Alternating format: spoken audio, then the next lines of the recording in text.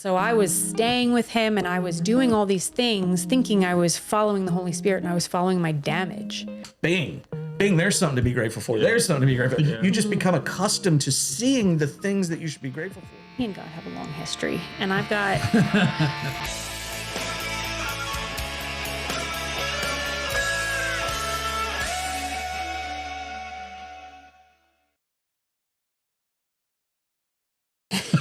Okay.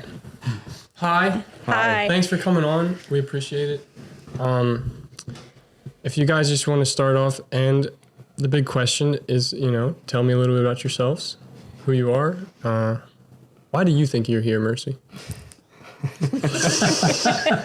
I'm Mercy, and I'm a guy trying to get through the world just like anybody else, right? I'm a Christian, and living life that is a major distraction to your faith, and yet throughout that trying to maintain my consciousness of my faith and have to consciously surrender. And so I'm a success and I'm a failure, right? Is kind of how that rolls out. Beyond that, I mean, I have my career, which I'm not going to get into here. I don't know that it really pertains to what we're doing, but I have my career, I have my hobbies, I have my wife, I have my family, and my responsibilities. And so it's the juggling act. So I'm a juggler. I guess that's what I am, right? I'm a juggler. That's what I do. And I think I'm here via invitation, and I hope beyond just that, to take the topics that are important to myself, which we shared in a previous episode, and today with my wife, some things that we have dear to our hearts, much of which is centering around marriage and God, excuse me, and even narcissism. And hopefully the thing that we believe may prove to be a future ministry for us is maybe why we're here. We hope, right? If not, then maybe God's got something better in mind. So that's about it. Awesome. Nicky, your answer doesn't have to be quite as philosophical and deep as your husband's was. But, mine was probably like a sentence, and he's like just diving in, getting really introspective. Well, currently, my big hobby is momming hard with a 3-month-old. Coming up for air, trying to, get back into, I remember with my first, it was like, it took like a whole year before I was like, who am I? And so this time around, I'm trying to be a lot more deliberate about it. That's important. Yeah, and just do fun things and remember who I am and things like that. So, yeah, I don't know, like, that's about all I got. I can't, you were like, I'm a juggler. And I'm like, I'm here. It's like the intertwining of the universe has come to one point where I am now. I saw this as a good thing, because if I can sit here and say I'm a failure and a juggler and she's impressed, I'm good. I'll take that. I'll take that all day long. No. What popped in my head while you were talking was that song by Michael W. Smith, Place in This World. And I was like, that's my song. That's where I'm at. Looking for a reason, roaming through the night to find my place in this world. Oh, cool. So that's where I'm at. Beautiful. Well, I'd like to add to, not that he needs any more added to his introduction to Mercy's, but just you have been one of my 5 pillars in my walk, And we've talked before, like everybody should have a group, men and women should have a group that they have to hold each other accountable and to go to and trust. And you were immediately one of the first ones in my walk. Wow. So I'm very appreciative and grateful that, you've been in my life to be able to speak things into my life, to question things. Sure. One of the first questions you ever asked me the second time we met was, you said, "How are you?" And I said, "I'm good." And you said, "Yeah, but how are you?" I said, "Well, I'm good." And I'm thinking, what am I missing? And you were like, "Well, you're new to this, and have the flaming arrows come in yet? Because they're coming. The evil one doesn't like one of the worldly people. Yeah, sure. Christ." And that question was like, wow, okay, something I wasn't aware of. But it's just things like that. You cared, and like I said, you've always spoke so much positivity and encouragement. So I'm grateful for that, and grateful to know you and Nicky. And so that's why I feel super blessed to not only know you but have you here for this. So. I appreciate it, you guys. I sent you a text, and I know you saw it, but with us having a 6-year-old who's now sick, we've got mom. My mom moved in with us. She's under the weather. Her mom's visiting, and we have a newborn. Under all measures, this would be like the worst thing to do for us right now, but you've been so accommodating, and God brought us here obviously because we're sitting in front of these microphones chatting. So yeah, but you guys have been so accommodating, and I can't thank you enough for that. So this isn't, it's greatly appreciated. That's one good thing. It's not about us. This is about him. And we find every time we do one of these, I was telling you yesterday, like we grow, and we understand. And Landon and I, I remember like our first podcast, like we were talking and we would cut each other off, just trying to get what we say. And then the more that we've been through this and having people on, and it's funny because, you start a podcast, you're thinking, well, we have this thing. This is what we want to do. This is a vision. Well, what's a good way to do that? Well, do you have any famous people, we'll try to get them on. Yeah. We didn't realize the gold that we had in just our community and friends. And it was like everybody we've had on has spoke so much positivity and God and faith and life. And so we get the opportunity now to sit back and not speak as much, but to help draw out, everything else. And it's been learning, but it's been good for us. Yeah. And I think both of us can say every time we do one of these, it's like it's a whole spiritual journey. Yeah. Change of heart somehow in every episode. It's actually wild. Yeah. Not bad. But I don't know, Nicky, if you wanted to talk about anything pertaining to your current journey. Ooh. Well, let's start Mercy. I understand you, I guess, would you call it overcame your narcissism? Narcissism? I have a word. Can I use my word? Yes. Yes. Remission. Remission. Right, the remission. Oh, yeah, yes, yeah. I do recall. Mm-hmm. So you're in remission, supposedly. Correct. Yeah. Seeking my opportunity to jump back out. No, not at all. And then the wall. Yeah. Cut. Yeah. Yeah. I mean, it was, I had a dad who was a narcissist, and I think I even said this in the other episode, was parents are going to do the job of a parent, whether they're filled with something positive or negative. They're going to place that into their children. Yeah. And that's what happened to me. And so when you live in a house or a family that's not safe, as a child, you start not only emulating your parents, those who are your whole world at that point, but then you're also implementing kind of, you're trying to implement your own safety. And yet you're doing this from a child's mentality, right? And when you don't have someone to develop you and mentor you and show you the way, you kind of get stunted, right? And you become this, I used the term the last time, man-child, right? Or woman child, right? You become an adult child is essentially what it boils down to. And how you approach relationships and all matters of life are that way. And then of course, kind of with that was the vulnerable narcissism, which became very attacking in certain ways, because a part of that, and I'm not going to sit here and talk about what narcissism is, it would that would be what we'd be filming, but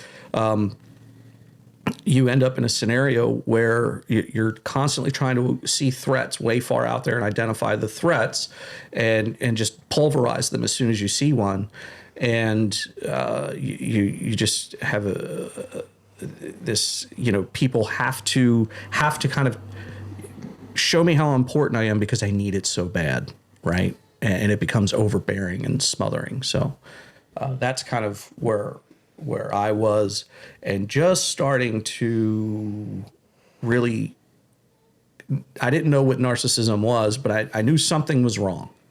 I knew something was wrong, and that's when her and I met, actually. So I knew something was wrong too. yeah, I bet. So right off the bat, did you know like what it was, or was that something that kind of? So we were like good friends prior to dating, obviously, and none of that came out. Like there was none of it. We were just talking all the time. He was somebody I talked with a ton. We had amazing conversations. I felt like I had an equal, who I was talking to. And funny enough, I was doing online dating, and he was weighing in on my people. and I knew before he knew that he had a thing. Took him a little while, but our first actual date was when we went to a baseball game, and I guess that triggered his anxiety, which then triggered, and he ended up leaving, and we all went out to eat afterward, and I'm just sitting there like, I don't know what just happened, because he was so upset. And then it was in the parking lot. I remember being on the phone while he just, it escalated hard. Right. And I'm sitting there on the phone, like in tears, going, what is going on? And so when it sneaks up on you like that, you're thinking, this has to be an anomaly, right? Like something happened. It won't happen again, because we've had all this history where everything was fine. Mm-hmm. And I knew him, or I thought I did, and he was my friend. And so that's how it's so sneaky, and how you get kind of locked in. And that was kind of how it would go, is it would be, you'd have like the, and then, which is ironically the cycle of abuse. And then I'm so sorry. And he would seem so genuine and be so upset. And I really do believe, because he was doing it was like a weird, it's conscious and yet unconscious at the same time. So I don't think he was like deliberately calculating. So I do believe there was a part of him that was genuinely sorry. It's not a term of like, it's not like he's a psychopath. Right, where it's like plotting and it was literally emotion. Yeah, I mean, I'm not saying there wasn't a good bit of like deliberate manipulation, but I think it's something that's created out of survival. Mm-hmm. So there's a lot that you do instinctively and intuitively. You're not consciously going, okay, here's what I'm going to do next. Like he wasn't plotting. Yeah. And so you do the up and down, where it would be like, and it finally got to a point where I was just like, this is not good. This is good. Mm-hmm. And that's when we did a 40-day fast from each other. I had been hearing from the Holy Spirit, and I was like, we need something, because it really felt like he needed me so much at the time. Sure. That it was like smothering. And I happened to be like a very like kind of person. So God worked that out probably really well. At the time, I was just like, dude, like, no, we don't have to do everything together. Like, we don't have to be like up each other's, goodies every 5 seconds, like we don't have to talk every 5 seconds. I just want to chill and think my own thoughts and, and so I think that was where we sat in the car, and I broached the topic to you. I didn't really give you much choice. I just said, this is what we're doing. Right. And that was a boundary. Mm-hmm. I said in the last episode, there needs to be a boundary. Mm-hmm. And that was her first boundary with me. Yeah. And of course, I didn't react well to it. You actually didn't do in the moment. It wasn't. It was after. It was after. It went south. Day 6. It was day 6. Okay. I still remember. It was day 6. I don't remember day 6, but because you tried calling and you were very sad, and when that didn't work, it flipped over to rage. Yeah, it was. Anger ensued. Yeah. Because I was a narcissist, and I wasn't getting what I wanted. Mm-hmm. You needed this. Yeah. I wasn't complying. Exactly. And it got almost a little scary. He tried dropping off an orchid on my front porch, which I think in his mind, he thought. I don't remember that. Yeah, you did that. It was no contact. It was supposed to be like no contact, no talking, no showing up, no nothing. It was a fast. It was a fast. And we were supposed to journal, which we did. He dropped that orchid off, and I remember getting home from work, seeing that orchid on the front porch. I was so mad. And in my mind, I'm going, he probably thought I'd like that. He probably thought that would soften me up, and I just wanted to be like. So that, and then calling my friends to try and get me to talk, which just made me madder because I was just like, and then my friends were getting salty on my behalf. We were all like, no, this is wrong. And so none of it worked. Like when I hear about it, like I think if somebody tried this I'd be ticked, right? Like now I can sit there and be like, I would be so ticked, you know? Yeah. So, but one of the interesting things was in the car when I was suggesting it, or rather telling him we were going to do it, because it was kind of like, it's either this or nothing. So I asked him, I said, do you truly know or understand that God loves you? And he sat there for the longest time and genuinely thought about it, and he goes, no. And the reality is when you don't have an earthly father that can do any sort of love or care, you have nothing to base it on. You don't have any, and I think his whole upbringing was very conditional love. And so it was all about whether or not you pleased me in this moment. Yeah. And so our relationship was all like that. And so he had no way to love me in the way that any person needs to be loved. And so instead he was smothering me and controlling me and things like that to try and achieve what he thought love looked like or felt like for him. Sure. Yeah. Which just sucked me dry. Not a good approach. Don't. Highly don't recommend.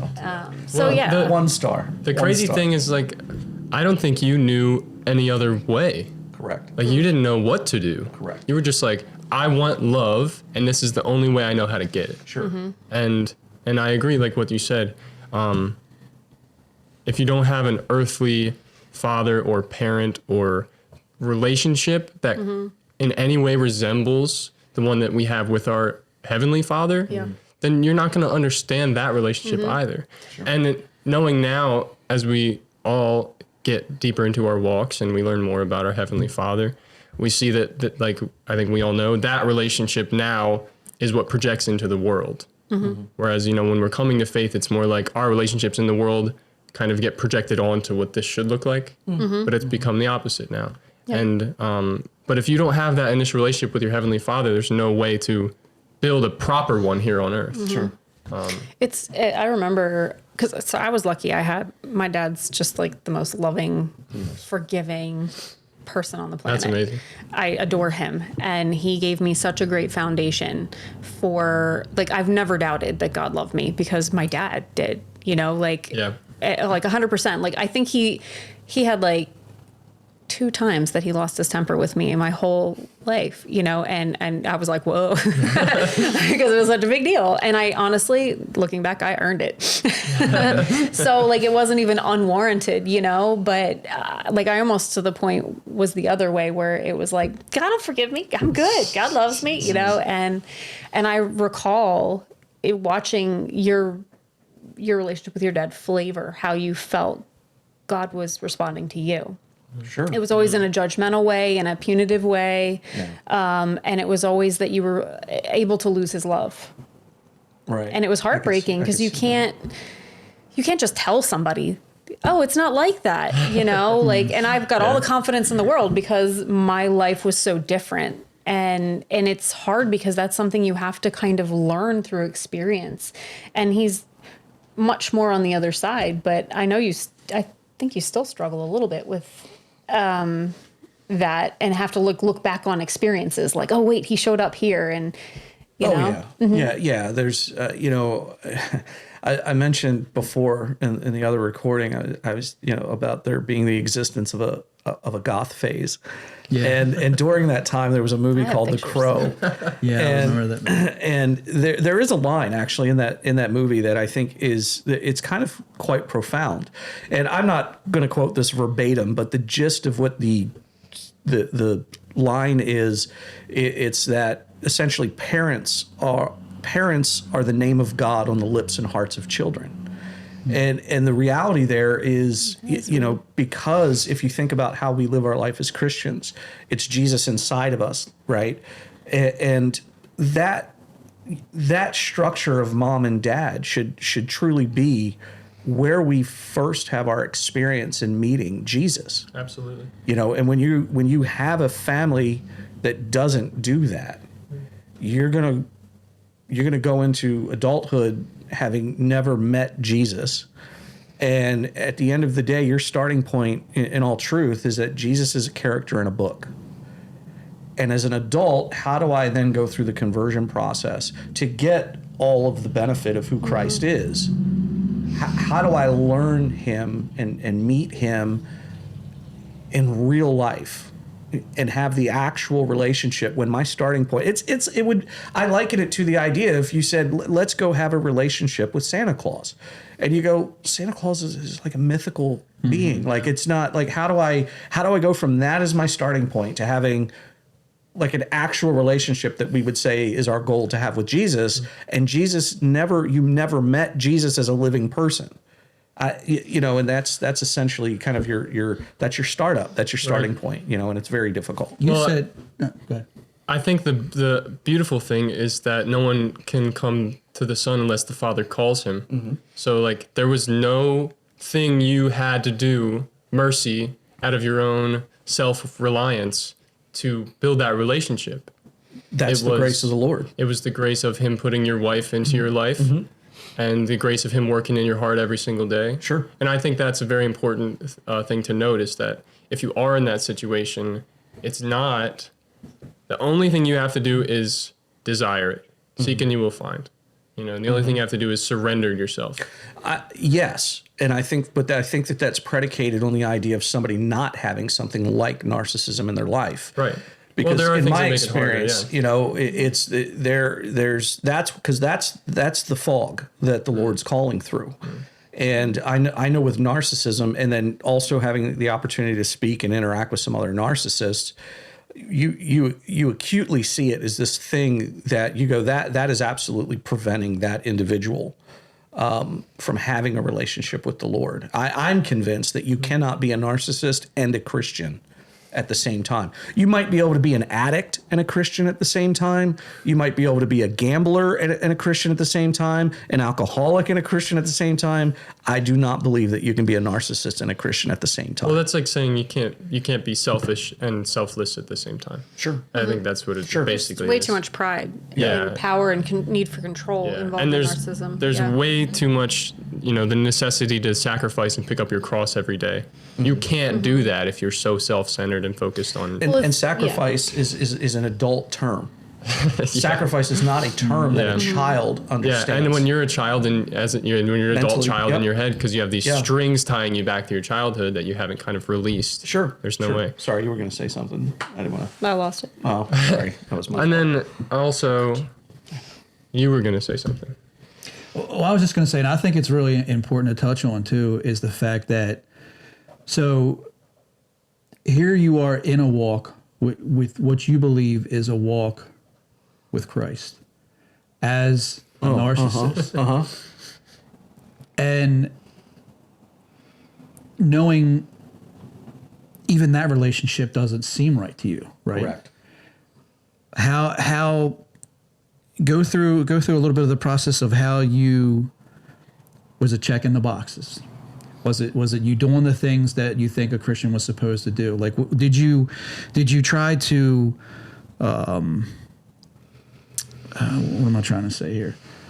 Well, it was you're talking about the conditionality, like how conditional love was. Like, and how did that look practically acting growth. it out? There's supposed to be growth. Did you not see the growth? Did you check boxes of, oh, well, this is growth, so I know I'm okay? Like, what did you think your relationship was with the Lord? Because you said it was years that you went through that before you actually had your bad term, but come to Jesus moment where you surrendered. And I think that will help, because a lot of people may be walking through that, and I hate to use the term, but I say it all the time, like there's stadium fulls of people who go to church that may not end up in the place that they think they're going to end up. And that's a scary thing. It's scary enough that there's people in the world who don't know Christ, but it's even worse when there's people who think they know Christ and who are checking the boxes and who are doing those things. So how did you justify that before you finally... I don't want to spend a lot of time on it. Mainly, I made a comment to you kind of off camera the last time, and I was like, when it comes to narcissism, I don't know that it's the narcissist that people need to hear from. Yeah, and I believe in that. And so I don't want to have too much of the focus on my side because of that.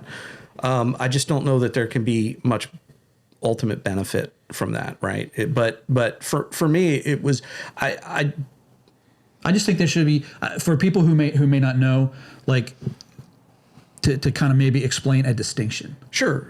So what it came down to for me was, I was reading the Bible. Of course, a lot of that was being interpreted by my own intellect, right? It's text, it's English, printed on paper. I can read, I can understand, I can extrapolate some meaning from that. But I didn't have the relationship there, and I certainly wasn't filled with the Spirit. I could do a lot of things, and I could know a lot about the Word. But there was this harsh reality that was inescapable, in that when push comes to shove, in those actual moments where I should be exhibiting the fruits of the Spirit, right? That's where I was going to go. Yeah. There, that was not there. You could never find that. And the reality is if this is not something where you can fake it until you make it. Yeah. This is absolutely residing on the pinpoint of an actual relationship with Jesus Christ. So I think a lot of people at the end of the day, whether they're narcissists or not, they have to sit down and make a conscious choice to say, I'm going to separate myself just for a moment from the cultural Christianity of the Western church, what I've been raised in, just for a moment, and do a real self-check and say, what do I think a relationship actually is? What does a healthy relationship look like? And do I have the earmarks of that with Jesus? Just identify in self. Am I actually acting? Does my behavior seem to indicate that I even see Jesus as an alive thing, right? Sure. And then with that, are you seeing the fruit of the Spirit? Because that's what we're assured as Christians, is that when we have the indwelling of the Spirit, it may take some time. You may not be an expert, but you should start seeing the fruits of the Spirit. And if you don't, it's probably not there. Do you think that when you were in the midst of it all, that you would have deceived yourself into believing that you were exhibiting fruits of the Spirit? That's my question, because that was going to be my baseline.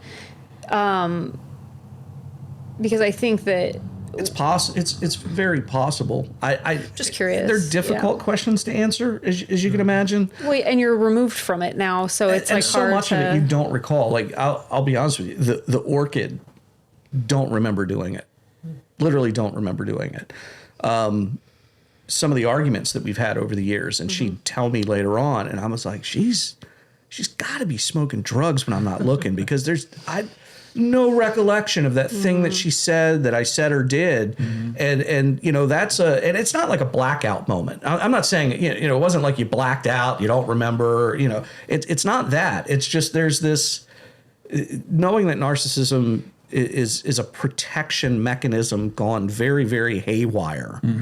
Where, you have an inner child whose hands are all over the controls of who you are, trying to save you from threats that don't exist, while being the throne, the one who occupies the throne of your own self. You're putting out so many fires all the time. You don't remember that stuff. It's like, okay, fire out, extinguish, gone, move on to the next threat. So it's a lot of things I try to recall, or I'll hear and I go, I don't really remember that scenario, because I did a thing in an effort to put a fire out and moved on. I think that I don't know how to make that distinction. Long before even Nicky, I was 18, and I remember laying in bed one night and I was praying. Didn't have a relationship really with God, but I was praying, and I again knew that God existed. I just didn't have the relationship. I didn't have a saving faith. And I remember praying in bed one night, and I said, Lord, why am I? And in my prayer, I said a-hole, but I said the actual word, right? So even at 18, I knew something was wrong, but I didn't know what. And then, 10 years goes by and you're still nothing, right? And I just started at that point, probably just getting into the idea of going, faith and so forth. And somewhere in there, I thought I had accepted and relabeled my life, like I said previously, and then went on, living out a Christian life just to one day at some point wake up and realize, no, that's not authentic. So I think the one thing that stands out to me more than anything is that the damage of narcissism is so severe that when you truly look back to when that one moment laying in bed praying about why am I an a-hole, and I am now 48, and I'm just now starting to have a collection of years where there's been progress and sanctification, and that's difficult. Now, I found my way kind of on my own for the most part. There was a lot that God had to work through, and there aren't a ton of resources realistically, right? So I think if there were things that existed, people could see a much condensed timeline to having narcissism go into remission. But it was a very, very long, hard road. And the only thing I can say as far as salvation, we do have, I would say, a responsibility to all of us, if they haven't already done it, is to really take that hard, self-evaluating look at their faith and who they see Jesus as, and be honest with themselves. Because if you do that and you come out the other side finding out, no, I don't really have that true, open, honest relationship with Jesus, I think for most people, they have the opportunity at that point to see things change. And that's the good thing. That's the good thing, because there's light. Mm-hmm. There is light. Did you find it a little hard to, I can imagine, as with any sin, but I can imagine you coming out of that. Was it hard to repent for the things that you lived in for so long, and that you knew you had a hand in things going the wrong way? Or? The narcissist benefits from the forgetting, because they get to dismiss things that they should apologize for. Mm-hmm. They will never actually be able to apologize and reconcile from the things that they've done to all people, because the victims go on remembering all the little knife wounds. Right, the instigator, the narcissist, forgets a lot of that. However, when you do come to the realization that you're an abuser, okay, whether you're a narcissist or not, but if you're some other type of abuser, okay, when you have that collision of faith and that sin, there is it's very hurtful, because you have to then see yourself. I'm not the good person. I'm nowhere near the person I wanted to be. Right. And honestly, I think that's what we're supposed to do. Jesus had a moment where he talked about that. He said, I tell you the truth. If you even have hate for your brother, you've committed murder in your heart. If you've looked at a woman and lusted, right, you've committed adultery in your heart. So that's what Jesus is calling us to anyway. He's like, don't surface yourself, dive in, right? Find out how really truly repugnant you are, be broken, and come to me, right? And she was an instrument in his hand for that, and she really was. I mean, from the boundaries and making sure she was safe, at my expense if need be, right? Those moments where we talked about yesterday, if you're going to love others, you have to let that love reside for yourself first, right? And love others the way you do yourself. You're like, oh, so I'm supposed to be selfish? No. But you have to understand what love is and apply it here first before you'll ever be able to go outward with it. And she did that, right? She didn't let herself fall to be the victim. And I think that's the important part of like her ministry, is she's taking an effort to let, in her case, who she's catering to, women who are victims of narcissists, really first make sure that they're safe, right? And I want to actually shut up so she can talk more about that. But how did you, Nicky, get into a position where you understood enough about narcissism and your experience with your husband to speak on it intelligently and confidently. Like, was there anything in your life previously that led you to this, or was it this experience exactly that brought you? So I am It was all me.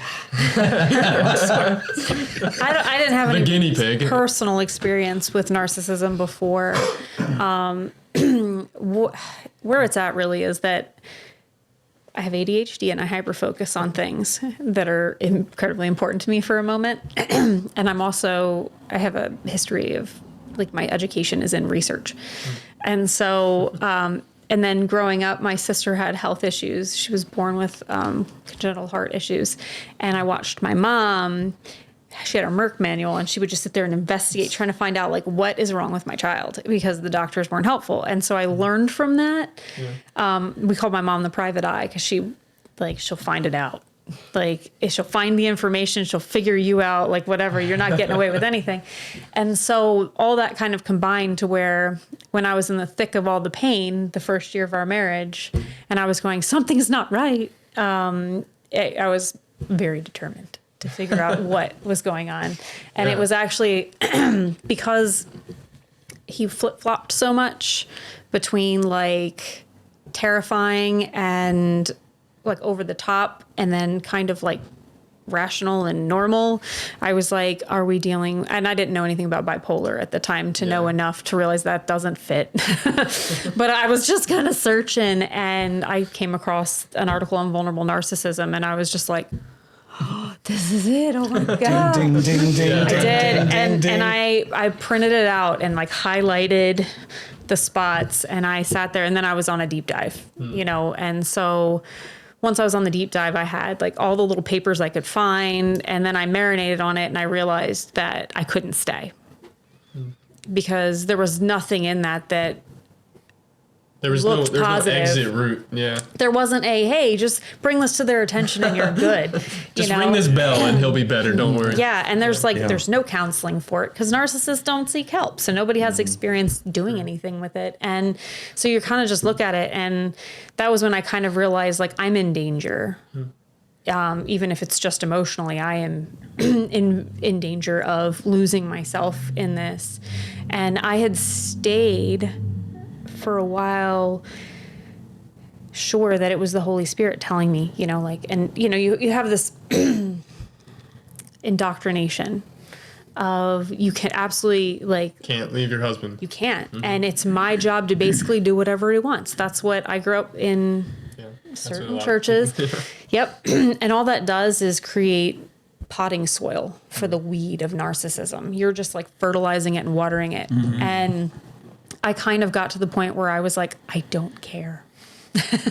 I don't care. God can talk to me about it later. Like, this is not good. And I had a group of girls, my Bible study girls, who loved me and knew me. And they had been kind of speaking at me like, this isn't normal. We love you. We're here for you, but this isn't good. Like, I don't like what this is doing with you. And so I kind of, I guess with the Holy Spirit's, like, I was like, all right, I'm doing it. And I printed all the resources out and I wrote, like, a 3-page letter. And I feel like the Holy Spirit led that letter because I wasn't angry in it. I just was like, I am not safe with you. Like, these things are happening and I wish they were different, but it's not. And this is where it is. And I think this is what you have going on. And I don't know what to do about that. I don't have the resources for that. And funny enough, I don't have the letter. I saved, like, so many things. I have no idea where that one is. It, you know, it might be on a hard drive somewhere. I don't know. But, and I packed up and I left. And which was 5 minutes down the road to my parents' house. So it wasn't like I was, like, traveling state lines or anything. She called me from South Dakota. Hey, yeah. Did you get my letter? So, and he was at work, and I rolled out, and he actually called me later that night, and I was like, you know, looking at the phone ringing, and I was like, I was waiting to just hear screaming, and he just was really quiet, and he goes, I know you don't want to talk to me right now. I will not keep you. And he just said, but I think you're right. And I think you need to know that. And then we talked for a few more minutes and that was kind of it. And it was just kind of like one of those moments where you're like, wow. And then honestly, I spent the next 2 weeks detoxing because you don't realize how messed up your thinking gets. Like, sure. one of the things I talk about with my ladies, I call them my ladies, but is how being in a relationship with an abuser or a narcissist, they become your idol. And you don't want it to be. It's not a conscious choice. You're not placing anything above God like, yeah, this is a great idea. It's out of fear and survival, because you have to walk on eggshells, because you constantly have to keep them happy. And you're always looking around going, is there anything in here that could upset the apple cart? Is there anything in here that can set him off? And trying to do all these extra things to make everything happy and wonderful and all the things you think he might like. And then even in arguments, you're reducing yourself and you're constantly trying to think, like, hear his side and, whatever. And it's not a logical side, but you don't know that at the time. And so you lose yourself and you put him up on a pedestal to survive. And this most terrifying part, I think, of all of it was when I realized that the voice I was listening to that I thought was the Holy Spirit wasn't. It was my trauma. And it was my fear. And so I was staying with him and I was doing all these things thinking I was following the Holy Spirit, and I was following my damage, which is like, I get goosebumps now thinking about it. Just like, you're like, oh my gosh, I would have been sitting there thinking I was following the Lord. And I did do that for a while. And so it's so hard because you really have to get away for a bit to let the fog clear, because I had to be safe for a couple of weeks to realize how unsafe I had been and how warped I had become. Yeah, well, it's like, I think a proper equation would be like, the warriors don't know how bad the battlefield is until they're home. Yeah. Right? That's like, when it starts really settling in. You're just there, you're like, next thing. You're surviving. And then you get home and it's like, that is not how life is supposed to be. Yeah. Whoa. You become numb. PTSD, right? Yeah. Post. Yeah. Right, You Yep. become numb to it, and it's weird. Like certain things you get used to. It's scary what you could get used to in that Well, situation. you live in fight or flight. And I started having so many health issues. And I kept thinking, like, maybe it's this autoimmune condition. Maybe it's this. And you're like, and, because I got to chase stuff. And I'm chasing down rabbit trails left and right. More like And stress and cortisol and survival mode. And yeah, it was your very body just much, yeah, I couldn't handle it. And I have pre-existing health issues, which then when you add in all that, I was what we call a hot mess. And just, I saw myself even, it's this dumb stuff. Like, I wanted to have a baby at the time, which is really stupid. Like, it makes no logical sense. But what I wanted was someone who loved me. Yeah. And I figured it out, like, partway in. I was like, I just want to have someone who looks at me and doesn't hate me and doesn't say horrible things to me, and who would just look at me in love, and I would be their whole world instead of what I had. I was so lonely and so broken in it. Did you think that it would help him too? No, that wasn't part of it. No, I hope no. it had nothing to do with him, honestly. I mean, some people do. thinks that. Some people think that They bringing a do. child I will know. change. That was not something I was, that was not my particular thing. It was more, and honestly, once we had the baby and we had a relapse, it was the most terrifying thing ever, because I realized I couldn't just walk away anymore. I was trapped in a way that I never could be, and I had to protect this little life. And so all of a sudden, I couldn't just say, well, I'm out. I had to sit there and think about, I guess I have to stay and be a shield. So I just get to stay and get beat up on to try and protect this child. And it, Not beat it, like, yeah. Emotional beating. yeah. I mean, that may Which is just exist as for other powerful. people, Yeah. but contextually Yeah. is all. So Yeah, well, it's not like what you I think just real quick is it's very important to note that emotional and physical abuse, in the way you're talking about, especially in terms of being a shield for your children, they're very similar. Well, they've done studies, and I feel like I've come across them, is that emotional abuse is much more damaging than physical. Yeah. Longer lasting. And takes in longer to reality, heal from. physical Sure. abuse is literally just the manifestation of all the emotional. of They course, just yeah. escalated to a point that Yeah. now it's physical, but the Exactly. emotional abuse is what has wrecked this person. Yep. And they're just solidifying it. Sure. with- Definitely. Right, because you don't hear most people talking about, if they were abused as a child, you don't hear them talking about the aftermath and being like, yeah, my bruises and my body hurt. Yeah, They don't it's say all that. the They're not psychological like, trauma. oh yeah, from I've got it. a scar here and it was rough. Like, that's what causes me pain. It's like, no, I am deeply hurt. Yeah. And that's what they come away with. And I think the most damaging thing for a lot of these women in these relationships is that the current dialogue about abuse or how what you think of as abuse is always that it's physical. I didn't have any idea that I was experiencing any abuse. I didn't. I just knew that I was losing my mind. Yeah. And I was like, this is bad. Like I hurt so much and he hurts me all the time. And I feel like he hates me. Like, I feel like everything about me disappoints him. So I'm like, I can't do this. Like, why would I stay in a place that, And at the time, I didn't know I was being abusive. So there's the flip side of that, too. No clue. Yeah. It's like, if you finally make a fist and hit somebody, there's nothing about that you have to reconcile. I just abused my wife. This or something idea like that, right? of emotional abuse is relatively new. Yes. Like it's definitely not. Sure. It hasn't been around that long. And you said it too, kind of like I think you hit on it yesterday when like her reactions now were becoming. It was her fault, right? Like you didn't see as you did anything wrong. She was just acting in the way that they're like. Oh, there were many times in arguments, especially things that would, because again, my boundary, or not my boundary, but my line for threats, a border, is way out there, way farther out than it ever should be for anybody. And so from my perspective, oh wow, she just disrespected me, or she just violated me in some way. And so then your starting point for stomping out that fire is that person's in the wrong. That reminds me. That's your mental. We were out to eat and we were talking about things that we like or whatever, and he was talking about the type of movie that he liked, and I was like, yeah, I hate those kind of movies. And that was a trigger. Was that one? Yeah. That was one. Same. And we got home and we are sitting there going back and forth. And I remember just sitting there like, I don't even understand why this is a thing. Why is he so upset? And I just like, I must have been sitting there like, and he kept saying, what you said made me offended. And then he said, what you said hurt me. And I said, wait, which one is it? Were you hurt? Or were you offended? And he said, I was offended. But what spoke to me in that moment was they're the same for him. He doesn't have a differentiation between the two. Yeah, if it offended him, it hurt him. Yep. Like, because that's true. That's true. So that's like pride and heart, kind of. Pride and what? Pride and heart. So like if it hurt, it's a feeling. It's in the heart. If it's pride is what's offended. Rob, I can't explain any of this to you. I have no idea what that is. I mean, she's right, but I'm like, it's hard to go back and recognize. Thank you.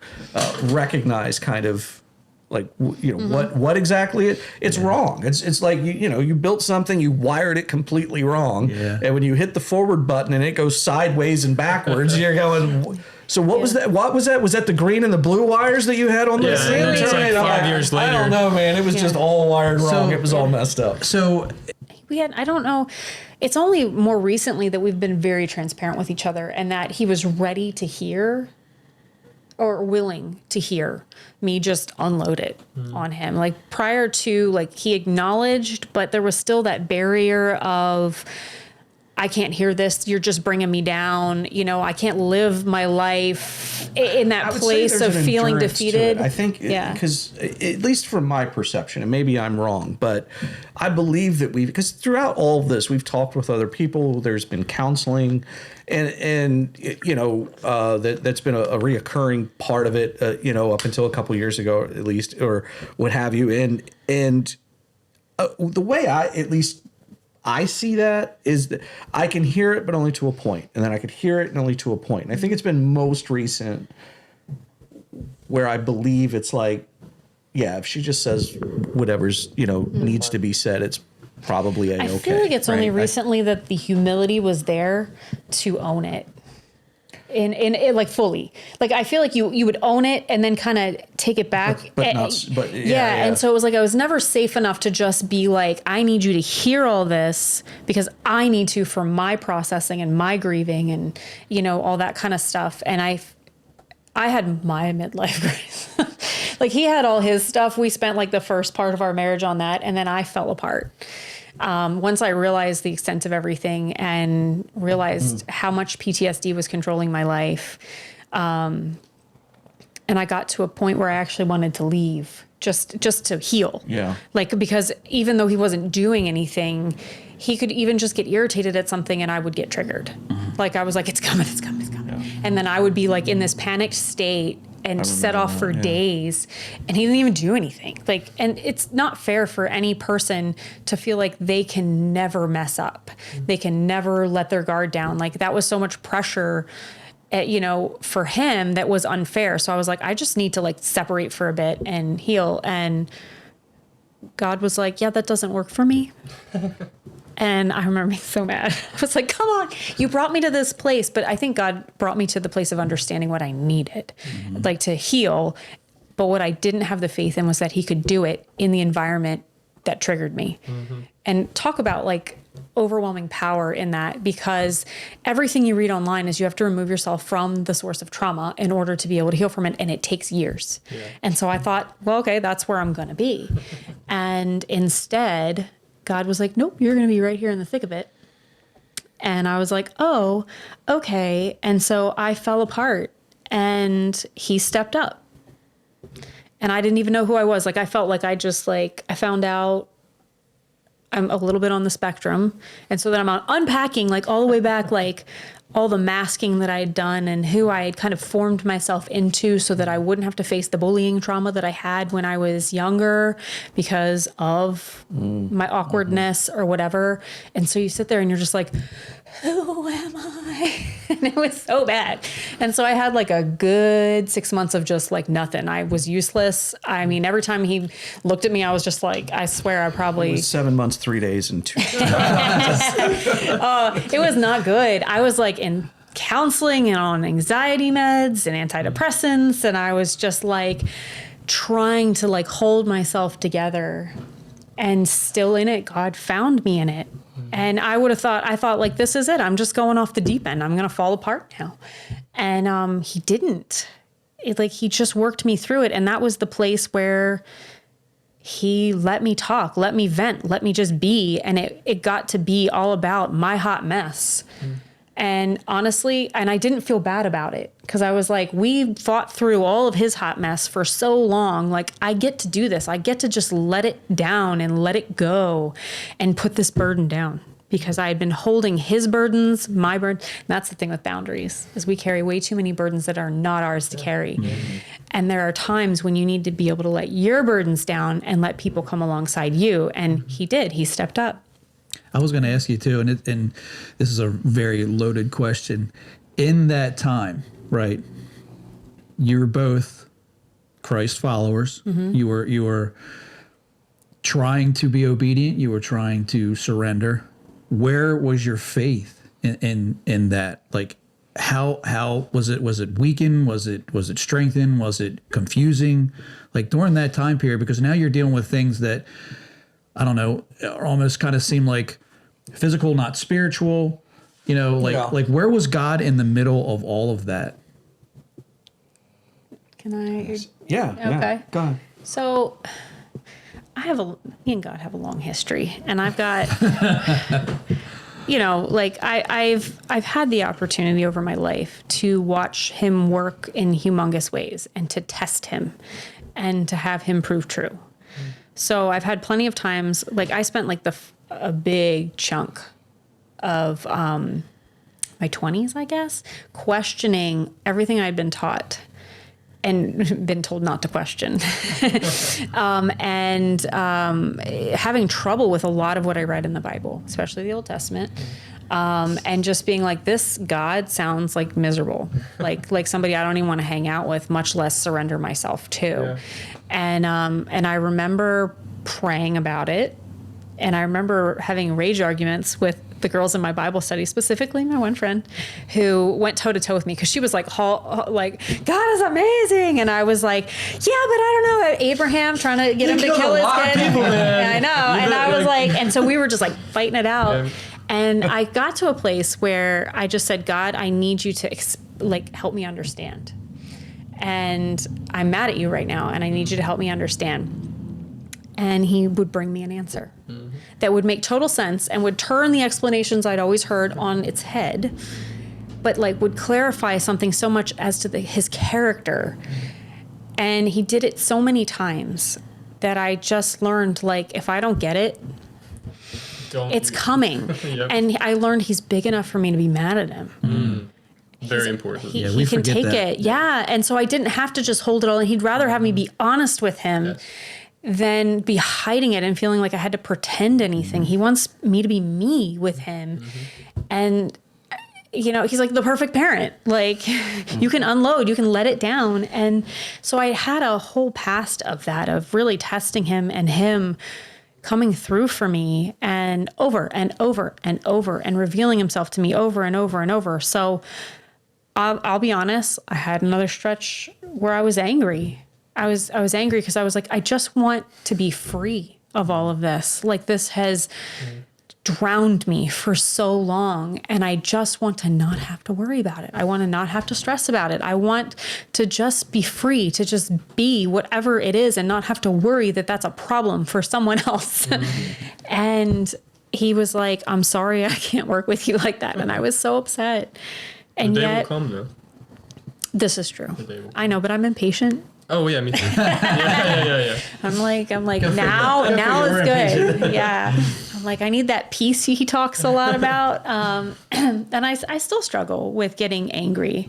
My default when things are rough is to get angry, which is probably why I fought him so hard, because it made me angry. I was like, this is not right. You don't have the right to talk to me like that. And mine is just as bad. Like my default is to be quiet. Like, I'll get mad at first, but you won't hear it from me. You won't, you know. Yeah, you stew, won't detect. simmer. Yeah. That doesn't get anything done. No, neither one is great, because No. I learned to get quiet because trying to fight with him was just like the most fruitless endeavor. You can't win. You can't. I used to call him the lawyer. So the lawyer's out, you know, like, and I felt like I was like some raw recruit up in the courtroom, and he was just like that seasoned pro, but we also realized too, like, he was honed in an environment that was ruthless. And I was not. He had to be sharp in order to survive. Yeah. And for me, like, we would fight. Like, it'd be like, bah! But we'd never say anything to really harm the other person. We'd just get our feelings out. They threw like marshmallows at each other. It was not like that. It was intense. I know. But it was never about harming the other person. It was all about just like needing to get it off your chest.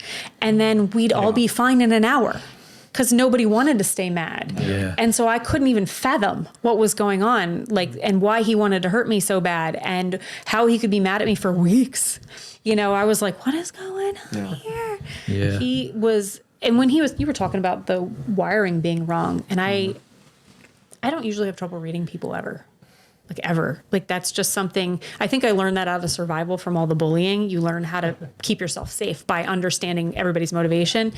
And so I never had problems with that. And I would sit there and just be like, I don't understand what's happening. Like, I could not figure him out. It was so chaotic and illogical, like what a lot of times he would choose to be upset about, or what would set him off, which is why you end up walking on eggshells, because it's not like I can be like, oh, this is going to set him off, let me make sure that's fixed, and I do this because this is for sure going to help. It was always so inconsistent. I recall there were things that I got agitated about. Like there were a couple things, I don't even know if I can say what they were now, but I remember during the time that having there's many spots where you hit a realization, and I remember once realizing that it hit me. I was like, there's things that set me off one day, And they don't. Tuesday, and then Thursday the same thing happens, and I'm great. Like, how does one prepare for that? Yeah. Right. Especially if, how many times did the Thursday hit with that scenario first? And so the person saw you encounter something and went, he's good with that. And then Tuesday hits and you lose your marbles. Yeah. You know, there's no way for a person another human being to Be safe. to position themselves, and you're literally living with a person who is on some weird autopilot that automatically sets you up, the other person up, for failure. And you weren't, and this is probably a scary thing if it's true, you weren't repentant of the thing that may have set you off, were you? So that's There may even have more been confusing. moments, but not it by and large. No. Well, I mean, yeah, she did mention like the baseball game, for example, that you did apologize after whatever thing happened. No, apologies didn't really happen. It was Right. He it was a seemed little sorry? contrition and like now everything's good and I'm going to. It was we call it love bombing. Love bomb. Yeah. Where now it's like there'll be compliments and it'll be like Turn the charm on. yeah. I heated you up. Now I got to cool you Like down. you're fine Right. now, Yeah. so let's be fine now. Did you do that Yeah. in damage control or because you felt bad? Well, That's a great question. probably too, It's a great question. I don't remember if it was green or blue wire. I don't have a schematic, but I don't know. I mean, there were probably times where yes, and probably times where no. I have to almost look at it as seasons. Probably on the front end, no. Yeah. Right? No. As I started getting the gist, but it's such a slow, it soaks in. It's not like it pours in, right? Recovery doesn't pour in. And so you're certainly not learning as you go. Like I've accomplished this and now I graduate to this accomplishment and graduate. You're like, it's like a picture made from a bunch of dots, right? And you start getting dots into this new picture, but of recovery, but you're not there yet. And there's no necessarily rhyme or reason as to how, in my walk with my daily stuff and my brain being wired the way it was, where I could learn this dot. And so that gets made. Because it's an incremental. exercise in releasing. Correct. Because you're Correct. surrendering to the Lord. And Similar to sanctification. right. And it was very interesting because being on the outside watching, you could tell when he was surrendered to the Lord and you could tell when he wasn't. So I used to tell him there's a softness about you when I know that you're Man, I used walking to with the hate that Lord. comment. I used to hate that comment. Because It's there never was something a guy wants to hear. Well, it's because I didn't know how to replicate it on my own. And I knew she Yeah. was right. Okay. Mm-hmm. I You're like, knew "Oh, she you're saw right." it. And so she was seeing the thing I wanted to be, but I Yeah. couldn't just Yeah. do it. it was out of your hands. It was right. That's And I tough. she'd say it, and I was just like, oh, it was just a reminder. And it was so intermittent that, at first. Yeah. It really was. He just was very practiced in saying all the right things. And I think he wanted it, but he couldn't make it happen. And so it was still very unsafe and I want to be clear on that. Like, so many people think when you pray for a narcissist to change that one day they're going to wake up, they're going to repent of everything and understand the weight of it. And that now they're going to be that man that the Bible talks about, like this ideal, and you're going to have your Prince Charming, and it doesn't. It will not. It It will was never like happen 7 that way. years. It will and never happen the that first 2 years were terrible because there was a lot of behavior modification. He didn't know how to be safe internally, so he'd just honestly bury it, and then he'd explode on me because he was like, well, look what I've been doing. And so Right. I'd be thinking we were okay, and then I would get just the emotional beating of a lifetime when it all just came to a head, and he didn't feel like I was meeting him there. Whereas really I was like, I'm just being a normal human being. Like I didn't do anything wrong. And you have to learn too, the prayer is for him, and it's not going to be a magic wand, wake up and he's fixed. But you have to be, God's preparing you to strengthen you to actually to where your ministry is today, because now you can actually stand on that which you've learned, and we're patient as you could be in the moment to go through that without taking the opt out. Well, no. So I think that the opt-out is necessary for a lot of people is where I'm at. And there were times I left. And it was ironic because the times that God told me to leave were the times that I wasn't strong enough to do it. They were the times that I was like, no, I'm too scared, or it's too hard, or I feel like I should stay because my trauma bond was like all dysfunctional. And I was like, but I love him. And it wasn't love. It was all my trauma. But then the opposite, there would be times that I was like, I'm out. Like, this is it. Never again. And God would be like, yeah, you have no way to get out. I've ruined all that for you and you get to stay. And so it's very different for everyone. And I think the biggest thing to remember when you're praying for another person like that is that they still have free will. God's not going to violate their free will and make them conform. That is a great point. And so many times we think that he will because, well, of course, God wants everyone to be in a relationship with him. But in the same way he doesn't do that to me, he's not going to do that to him, no matter how much sin he's walking in. Yeah.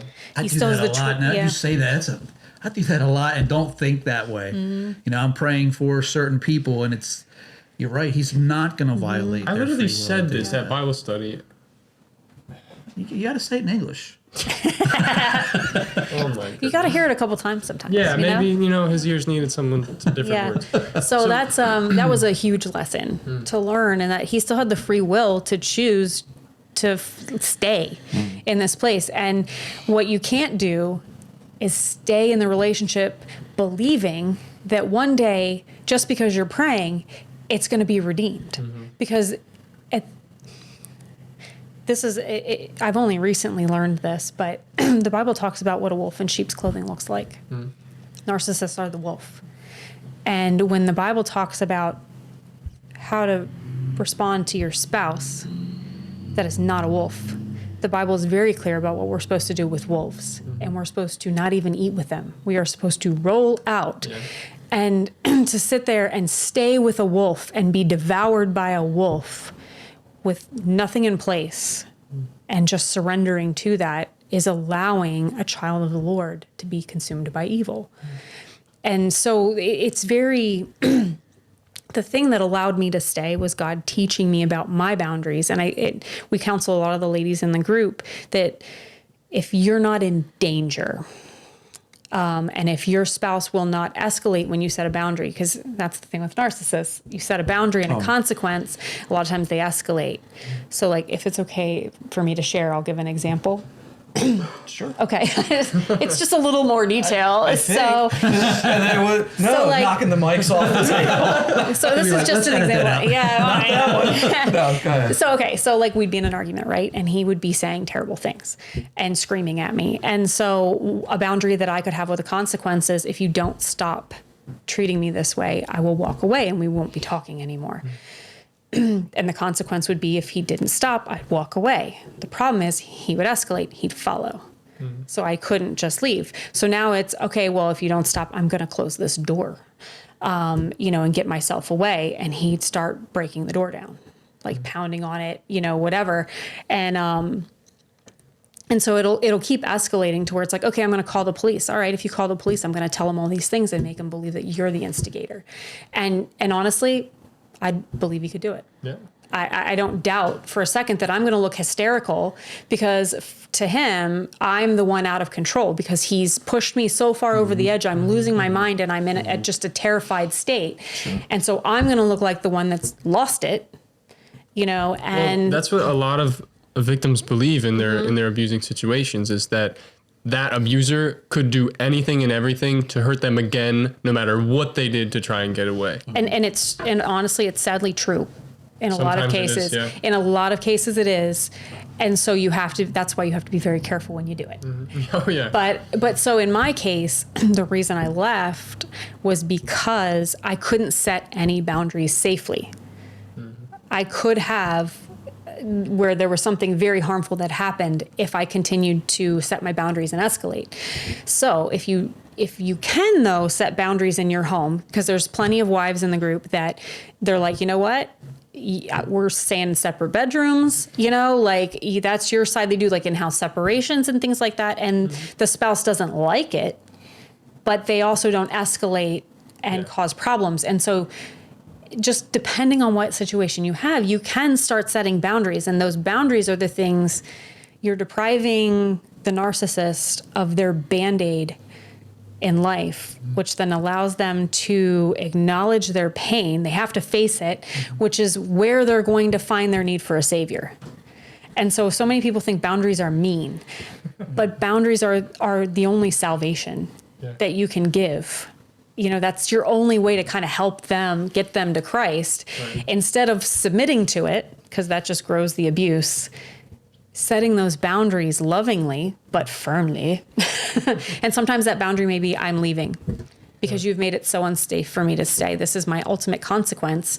And you might not divorce yet. You might give it a chance. It may be that in a year, and I say a year because so many people, they hear back from their spouse in 2 weeks. I'm so changed and I'm so sorry. Oh, yeah. And that is, don't buy it. Yep.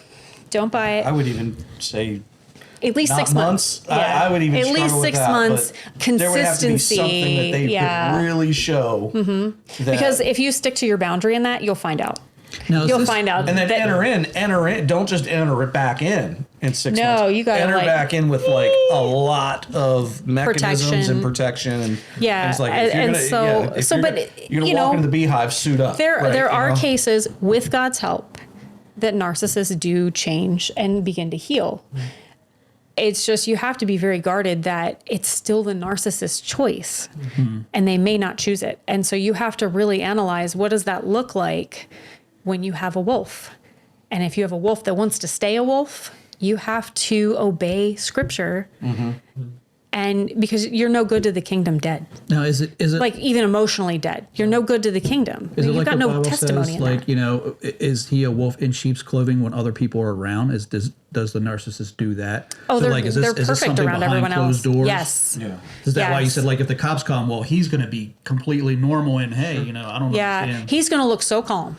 And I'm going to be a hysterical mess because he's pushed me over and then he's good. So he'll take it right back down and he'll be like, officer, I don't know. And, So that's something that's an internal. Even outside of in a scenario of police, I would say. Just church members. Church, he decides to go to counseling with her. Ooh, that's a bad one. It's going to be that same thing. They usually get the counselor on their side. Right. And then she gets abused twice. Yeah. And then he's also got all the ammo because she was honest about what's bothering her. And now he knows what bothers her and he can use it. And so it's really unfortunate. There's so much manipulation. There's not a lot of resources. Very, very unsafe. And the church is so unqualified because what they do is, you should submit more. Yep. And it's amazing how many times the wives come into the group and they've been told that they need to find ways to fix themselves when they're the ones being victimized. It's funny because we talked about this first, in church. There's a couple of sermons recently that we were talking about this, but even in Bible study when we went over in James, and it talks about the wife submitting, the husband has to be worthy to be submitted to, no matter what. Anyway, submission's mutual. It's supposed to be mutual, and if you're doing it right, you're both going toward the Lord because it matters to me so much what he needs. And then I matter so much to him for what I need. And so literally everyone wins. Yeah. And that's Christ modeled that for us. A spiral staircase, right? Yeah. You know what I mean? And both of you are traveling growing upward. individually. It's a circular give and take. And as a result, you both are going up towards the Lord. So what does this new season of remission look like for you then? Is that now what it looks like? Does it look like the spiraling staircase? Are we there yet? Well, I'll let her answer that. She's honestly more qualified to answer that than I would be. Yeah, I mean, it's hard because with remission, you're going to have things that cause it to creep back in, even briefly. Moments of and your guard's probably up a little more. Yes, especially having a baby. I'm especially with what happened last time with the baby. I'm extra vibey. I'm waiting for it. I'm nervous. It's like if you got attacked in the woods and you're walking back through those same woods, you're like. Is it a feeling of okay, I'm more prepared now if this happens and how to deal with it? Is there any kind of confidence there? Because I know I don't need to be unsafe in it. I know that if the worst happens and he ends up completely relapsed, then I'm out. And I because I've already made that choice and God has gotten me okay with that, it doesn't feel like a scary thing if that needs to happen. So that fear at least is out. And so now it's just a matter of navigating, communicating because at the end of the day, he's going to have moments that he's not perfect. I mean, like, we can't be perfect all the time. Me too. Yeah. And so what does that look like? One, for me to be able to speak into that so that when he is in that moment and in that headspace, because when you're in that headspace, you didn't do anything wrong, right? And so I can't talk to him. I can't just be like, wow, you did this such and such, because there's going to be an immediate defensiveness. And so how does that look for being able to speak as the one who sees it? So where we don't have to weather it for as long, right? And so that's, I think, what we're learning now is when those things crop up, you know, how do we navigate through that? What are the ways in which we need to communicate with each other? But I will say that what it looks like now is that even if I get triggered by something, then I'm up here and he was up here, and then he'll bring it back down here. And he'll set his boundaries, like, we can talk, but not if you're going to come at me like that. And so then I come back down here, and it might be like, you know, but you get there, and then it keeps going throughout the conversation to where then we feel like we actually got somewhere. You know, there was a sharing of something or an understanding of something. A lot of times it's understanding something about ourselves. Oh, wow, I didn't know I was responding that way, or I didn't know that was why I was reacting the way I was reacting. Or this is what I figured out that I need in this moment. So, yeah, I think that's what we're doing now, especially because we're, you know, you got a new baby, you're in the crucible, man. Like, there's no way around it when nobody's sleeping and you feel like you've lost yourself and you feel like there's not enough people in the world to help out with this baby, you know, and you know, it triggers all of our anxieties and fears and helplessness. So that, I think, is where we're at. But even prior to that is just, there's a lot more peaceful moments. I remember the first argument we had that was a normal argument. And I remember being like, hey, like, this is what it feels like to just have a normal argument. I could do this all day. I know, I really was. I was like, what's up? And then I was like, babe, we had a normal fight. Like, I was so excited about it because I was like, this is doable. I can do this. Let's make that work. And so we're starting to get to those places where you just have like a normal disagreement about like how to do something or you know, and you're like, okay, all right, like that means something. And then, like I said, you've always got where we're getting excited about being able to weather the harder stuff. I am in a season in my life where I'm just tired of weathering anything. Yeah. And I'm kind of like, hey, God, like, do we always have to be purifying and strengthening here? Like, can I just Can chill I come out? up for air for a minute? Yeah, like You even know? when you work out in the gym, you have to take breaks. You know, Nobody told us purification had to always include being pureed. You know, it's just a Where you're just like, relentlessness to it, yeah. where you're just like, okay, you know, we had a joke because you know that there's a Mendeecees song, "Stronger," and I remember this was like a decade ago, driving in the car, and it was just one of those hard seasons. And I remember just being in tears and just being like, I don't want to be stronger anymore, God. Like, why? And I still feel like I'm in that place, like where you just get to a point and you're just like, really? Do I really have to be any stronger? Like I'm done. Like, waving my white flag, I'm cool. You know, like you can find somebody else, you know? And so I think I'm weary of a lot of the world and the dysfunction that goes in the world and comes from it. I think that's where I'm at. As far as, I don't want to say like I'm weary of us because I'm not that.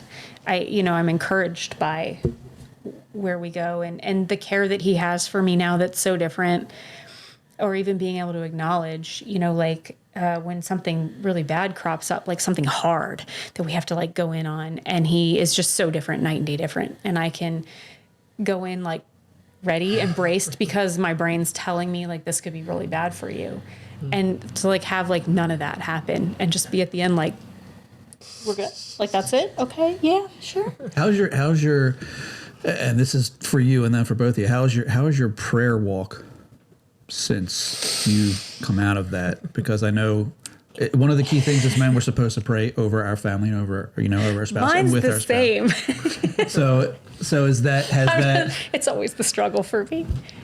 Well, the baby has caused us to be a little more deliberate about prayer with each other, because we've always wanted to do that and we've never managed. I think it's very important in marriage. Yeah. Yep. And I think there needed to be some healing on both sides before we felt right about praying with the other person more frequently. Yeah, right? definitely. Where you feel like, okay, this is something we do. Yeah, of course we forget. Because you're vulnerable when you pray. Yeah, of course there's something worse. It's under my shirt. Triple on myself. No, but thank you. But yeah, it's so that's something that we've both seen recently. My own personal prayer life. It's hard to say. I mean, I don't know how many other people, Christians, deal with this. It's one of the things I always struggle with is I'm they talk about hot water and cold water, right? And hot water is for purification and cold water is for refreshment, right, in the body. So that's what they kind of we fall into these two buckets, or maybe we're capable of performing both, right? Like everybody's got their own thing with that, but I tend to run hot. I run hot, and I know that I have large emotions. I believe you have large emotions, right? Yeah. Her and I, so we're making babies that have Big feelings. right? Big feelings, right? And so there are things that I find in my faith walk that do that change. Like, and I realize, I guess, right, the correct textbook answer is, well, I pray and I just pray because I pray. And I go, I don't feel like praying sometimes because I've got this emotion in me that's making me not want to pray. And I realize that's something I should be battling, right? I don't, again, the right answer is never letting your emotions win over. But they are real, and they do, and there's moments where I'm like, I don't feel like praying now. Sometimes I do pray through that emotion, or I go to church or didn't go to church because, ugly emotions sitting there. So I know for us and for me, I'm never perfect in any of this. So I could probably give an example of always what to do and what not to do in my walk. But the question there is more, am I doing what to do more frequently? And I try to pray with my son when I put him down and give, not even if it's just that example. I mean, those prayers are not something you'd walk in and be like, wow, that's a great prayer. I prayed Thanksgiving for a gummy bear or something, right? You know what I mean? Like, it's 6-year-old appropriate, but I do try to have that prayer with him and then in front of him pray the part of my prayer that I want, which is usually about blessing him and his brother and our family and things like that. And then I have my own prayer time. And then we've more recently had our prayer time. So prayer over this time has gotten more frequent, more sincere.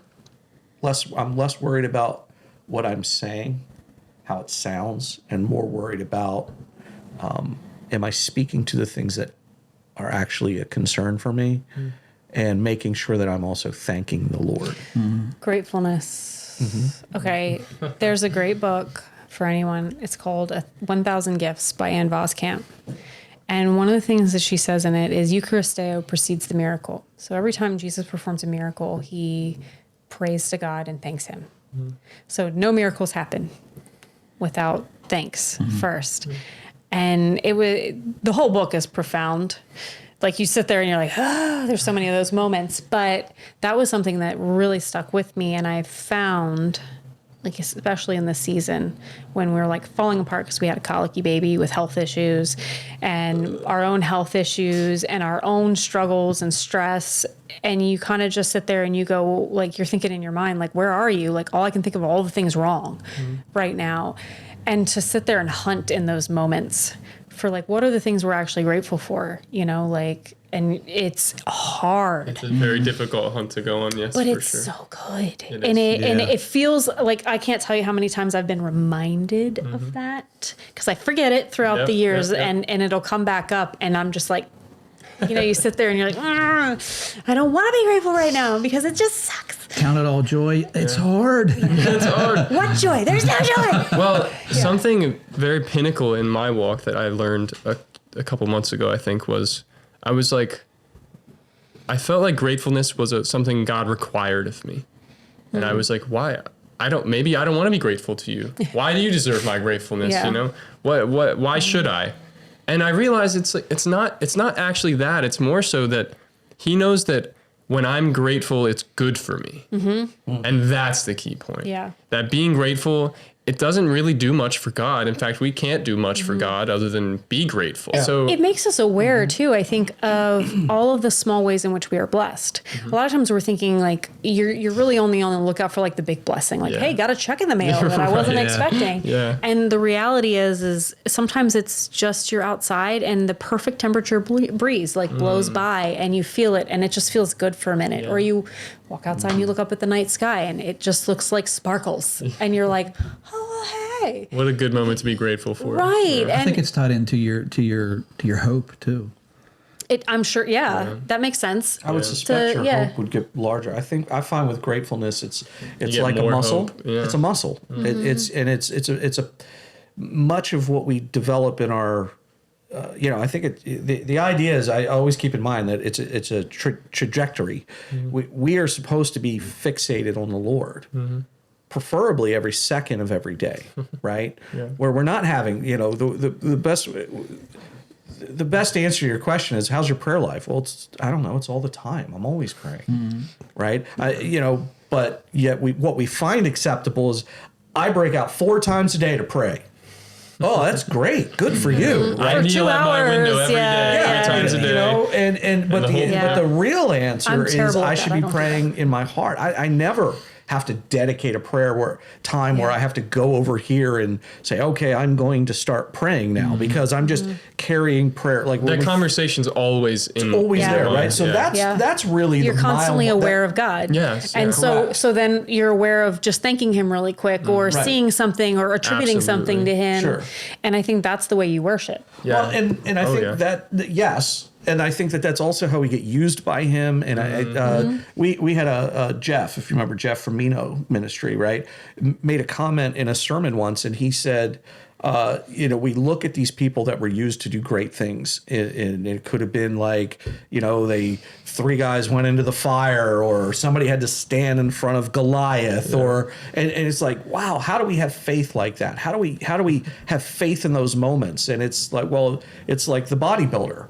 They didn't walk up to the big weight and just pick it up. They had to many times prior to that instance, they lifted a lesser weight. Well, listen, and worked their way up. And so gratefulness, real quick, go ahead. is I think it's the same thing. When you are constantly rooted in the act of being grateful, you become this very grateful person. It must radiate gratefulness. Yeah, right. Yeah. And it's a part of everything that you're thinking. Like, you don't have to look for the things anymore. You're just bing, there's something to be grateful for. There's something to be grateful for. You just become accustomed to seeing the things that you should be grateful for.